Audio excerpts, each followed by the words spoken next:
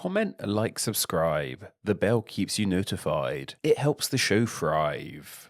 While these little lines and blots found above various letters are commonly known as accent marks or just accents, that actually isn't their proper name. Officially, they are called diacritics. This is a term of Greek roots from their words of dia and kalin, meaning between and separate respectively. This led to the formation of the Greek word diakritikos, meaning that which separates, which was ultimately Latinized to the word diacritics as we know it today. This meaning makes sense, as these diacritics do in fact separate themselves from letters without them. While diacritics/diacritic marks might be the correct name, I will most likely stick to calling them accent marks/just accents in this video for the sake of ease and understanding. Though maybe I'll throw the odd diacritic in there too, who knows, I'm an absolute wildcard. Anyway, accent marks are super common across languages across the globe, especially in languages written in the Latin alphabet. They're perhaps most synonymous with Romance languages such as French and Spanish, and they can be found further afield however in languages like Vietnamese, and even appear when we're transcribing languages like Japanese and Chinese into the Latin alphabet. The job of accent marks is pretty darn simple, to give us a visual guide as to how a letter should be pronounced in a word, on the chance that it isn't pronounced how it usually is. There's a whole plethora of different accent marks too that explain different things. What's fun is that these accents have different names too. They aren't just called that little squiggle or the long boy as I would call them, but each to their own I suppose. The most used accent, the one that looks a little bit like an apostrophe leaning to the right, is actually called an acute accent. The opposite of this, what looks like an acute accent but leaning to the left, is called a grave accent. Because of this macabre name and the fact that there's a mirrored image of the acute accent, I'm going to call this one its evil twin. The straight line seen above various words is called a macron, and the squiggle seen under some letters is called a cedilla. A really interesting one is the wavy line that looks like an S on its side. This is called a tilde, but when it's used above an N in Spanish, it's not seen as an accent mark but rather a whole new letter, and it is called an ñ. Suffice to say, these accent marks are incredibly useful tools in the written word that help us understand how certain words should be said. So of course the really strange thing about them is that despite being so ever present across a wide variety of languages, they are barely present in the most widely spoken language on our planet, that being my best friend and yours, English. There seems to be few, if any, native English words that feature an accent mark. The most likely place you'll find an accent mark in the English language is in a borrowed word from another language like cafe and jalapeno. However, sometimes in English the accent on words like this are dropped altogether, but still said like they have an accent. In fact, slight tangent, but before I made Name It's been my full-time job, I worked on the pizza making counter in a Sainsbury's supermarket. I always slightly judge someone if they called jalapenos jalapenos, but who am I of all people to really judge someone else's pronunciation, I suppose? It is pretty strange that English really lacks these accent marks. At first I was wondering if it was just a Germanic language thing, but that really isn't the case. Germany has its beloved umlaut made up of two little dots above O, U and A, and even Dutch uses the acute accent from time to time. It's worth mentioning here however that the U, I and U seen in various primarily Northern Germanic languages might seem like accents/diacritic marks, but they are actually considered letters unto themselves. I can actually have accents added to it, and U is a letter/word/name we've covered in a whole video. Go check it out if you want to, it's pretty fun. At least I think it's a fun video. I don't know, I haven't watched it in ages, maybe I should watch it again.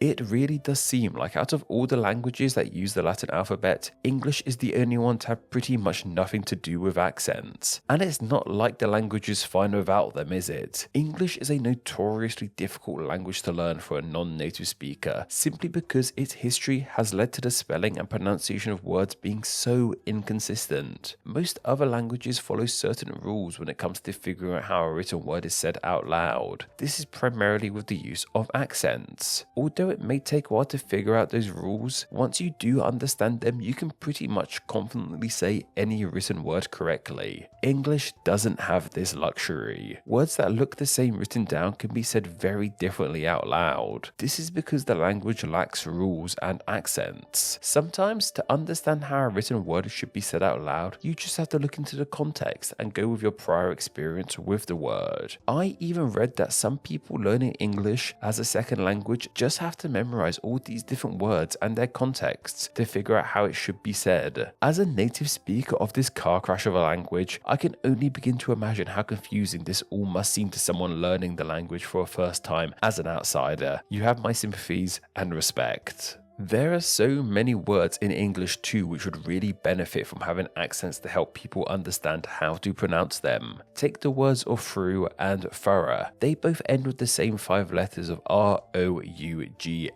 and even beyond that, the only difference between the two words is an additional O in thorough. Despite being spelt with the same 5 letters at the end, they are both pronounced differently. The use of an accent on one or both of these words will make it a lot more clear how they are said to someone who has never seen them before. Even more bizarre is read and read. Both are spelt the same way of R-E-A-D, however they are pronounced completely differently. Once again, if we add an accent to one of these words, it would clear up this confusion completely. Otherwise, to figure out what word is being used, we do have to rely on context or just dumb luck. English isn't completely alone, however, in the world of languages that use the Latin alphabet but don't have accents. One other language I found in the same camp is, funnily enough, Latin itself. However, it's because of its complete lack of accents as to why other languages do have them. Latin is/was, of course, an incredibly important language which shaped so many across our globe, being the ancestor of so many too. Yet despite this, it was an absolute mess. When Latin was written down in the time of ancient Rome, no spaces or punctuation were ever used, let alone accents. Yeah, ancient Rome texts look pretty much like angry internet comments in full caps with no spaces. Of course, in Rome, these weren't called capital letters but just letters, as lowercase hadn't been invented yet. This is something else we've talked about in the past too. While I'm sure the citizens of Rome could easily read and decipher this writing, to us reading it thousands of years later, it's a bit of a challenge. This has made figuring out how Romans actually spoke the language a bit of an issue. It's not like we have any ancient Roman podcasts to listen to so we can hear them speaking. If you were to read something in Latin today, however, whether it be something transcribed from ancient times or a modern text translated into the language, you may actually find accent marks. They have been added retroactively to help guide readers with pronunciation, like they do in languages such as French and Spanish. You will also be treated to other modern luxuries like full stops and lowercase letters. How fortunate. While Latin might be seen as a dead language now, it left behind a huge legacy. That legacy being the modern Romance languages like Italian, Spanish, French and Portuguese to name a few, which are the direct descendants of Latin. Much like human descendants, they are not carbon copies of their ancestors, however. The offspring of Latin changed quite dramatically to their parent, as did their written forms too.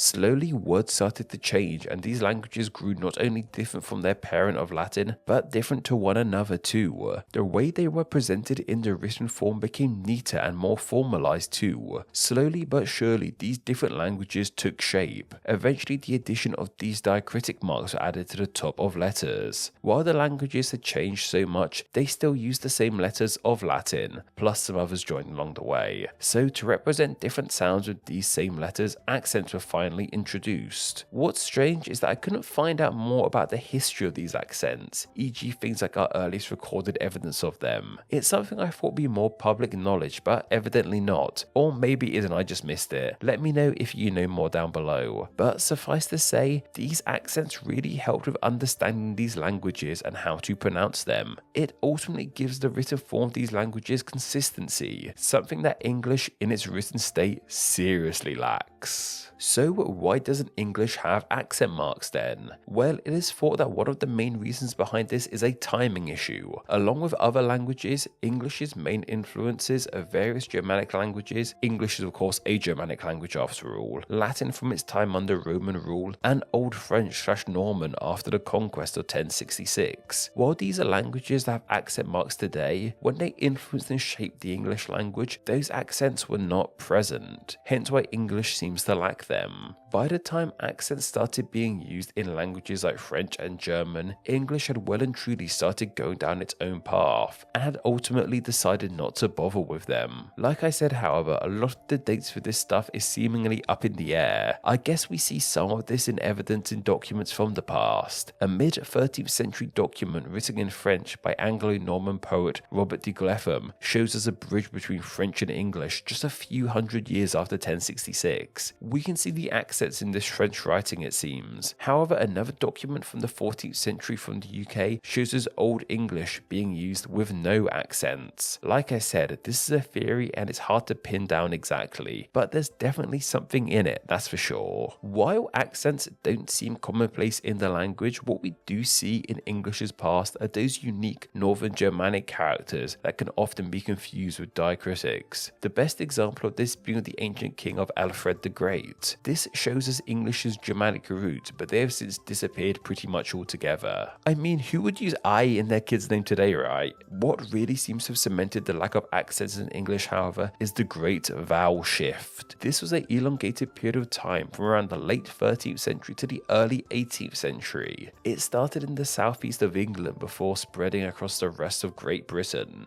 This vowel shift is exactly what it sounds like, a shift in the way people started saying vowel sounds in English. Why this happened we don't seem to be too sure, but it seems one of the biggest events to happen in the English language, changing the pronunciation and spelling of so many words along the way. It seems that was here when accent marks in English were deemed not necessary. It was also during this great vowel shift that someone named William Caxton threw a huge spanner in the works. Caxton developed the first ever English printing press in the late 13th century. With printing now available in English, it meant more people had the chance to read the language, meaning that all the unique quirks of English in different parts of the country had to be standardized. Caxton was in the southeast of England, so used his own knowledge of the language when standardizing English. This also fell in line with how the upper classes of British society, such as the king, would have spoken at the time. The way he used English had no accent marks, so the standardized form he produced had no accents either. He also added Flemish touches to the language like silent H's. Yeah, he's pretty much the dude who ruined English. I might make a video about him somewhere down the line, so act surprised when I do.